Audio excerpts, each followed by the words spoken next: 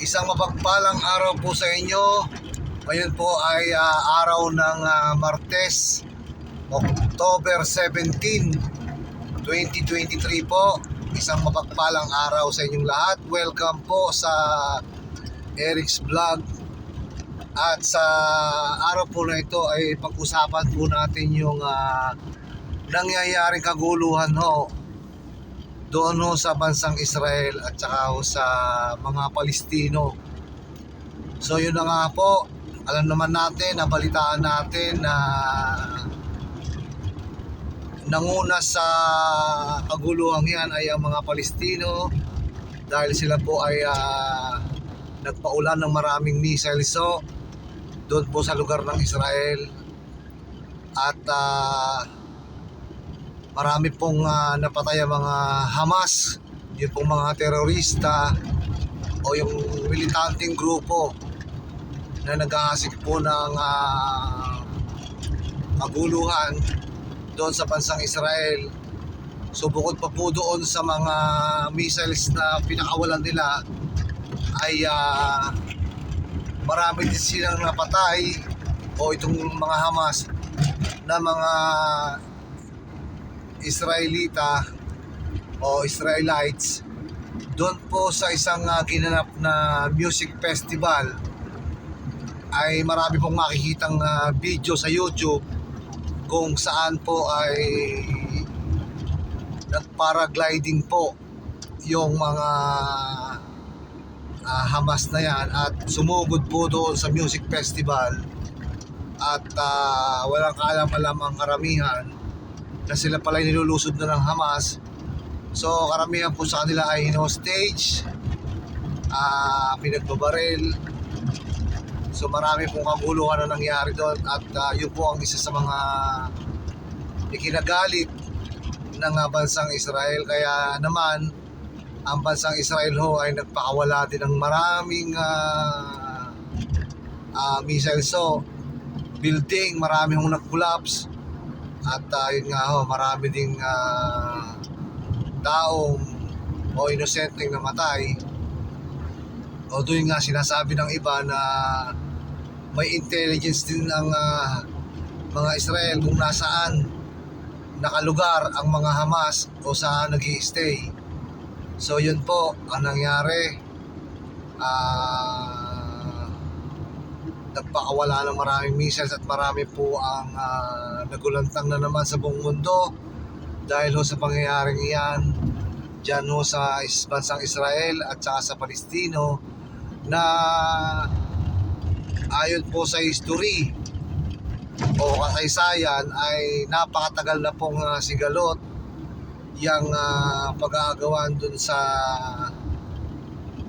lupang yung tinatawag na Gaza Strip. So nung unang panahon konting history lang, ay marami dynasty ang nakasakop dyan sa kabuuan ng Israel at saka yung Gaza Strip na yan. Iba't ibang grupo na po. Nandyan yung mga Roman Empire at saka yung mga iba pang mananakop ng mga panahon, unang panahon. So marami po ang kwento at history at napakadami din po ang nagbuhis na ng buhay dahil sa pag-aawayan dyan. Halos ilang digmaan na po ang lumipas dyan sa lugar na yan sa Israel at saka po dyan sa Palestine, dahil sinasabi rin po nila na ang buong Israel na yan ay dating lupain ng Palestino. So marami na rin pong kasunduan na pirmahan dyan, subalit patuloy pa rin po ang conflict o hindi pagkakaunawaan dyan at talagang napakailap ng kapayapaan sa lugar na yan. At yung Israel pa naman po ay napapalibutan din ng mga ibang mga kalaban din ng mga Israel. So mahirap po na yan ay lumawak ang giyera po na yan dahil baka pag-umpisan ho na ang giyera sa pandaigdigan ay mahirap po yan. Lalo na ho tayong ang ating bansang Pilipinas ay wala naman pong masyadong kakayahan pagdating sa mga militar. Wala tayong mga sapat na mga kagamitan na pandigmaan. Hindi ho katulad ng mga ibang bansa na talagang sagana ho sila dyan ho sa kanilang mga gamit pandigmaan dahil nga ang pinagbuti nila ang kanilang ekonomiya, ang lahat ho ng kanilang sa aspeto ng ekonomiya nila. Hindi ho katulad sa atin, marami hong korupsyon, maraming ayun ho ang napansin natin. So sana ho matigil yung digmaan na yan dyan sa may Israel. Ang pagkakaalam ko mahigit o isang linggo na siguro ang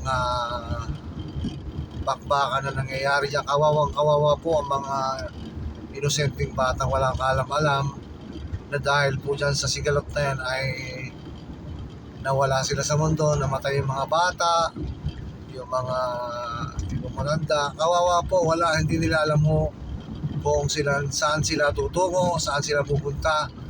Kaya napakahirap po, kaya mapalad pa rin tayo ang bansa katulad natin sa Pilipinas na tayo po ay malayo at tahimik naman ng ating bansa. Pero dapat ay maging mapagmatsyag din ang ating mga otoridad. Lalo na po dumadami yung mga Chino dito sa ating bansa at alam niyo naman po marami ng karagatan ng kanilang pinangkin. So yun po, naikwento ko lang po yung nangyayaring kaguluhan. So sana po ang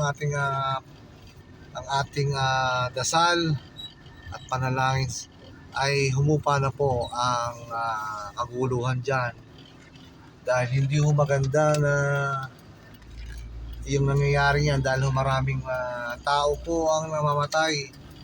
Yun pong huling pagkakaalam ko nasa 2,500 na po ang namamatay.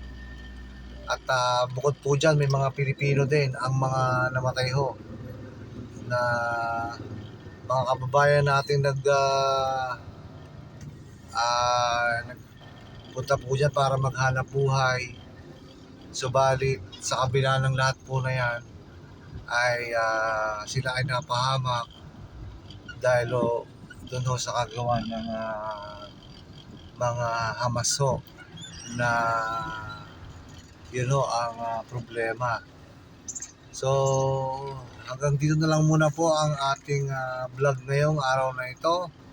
Isang mapagpalang araw po sa inyong lahat at mag-ingat po tayo lagi, magdasal at maging safe po sa lahat ng oras.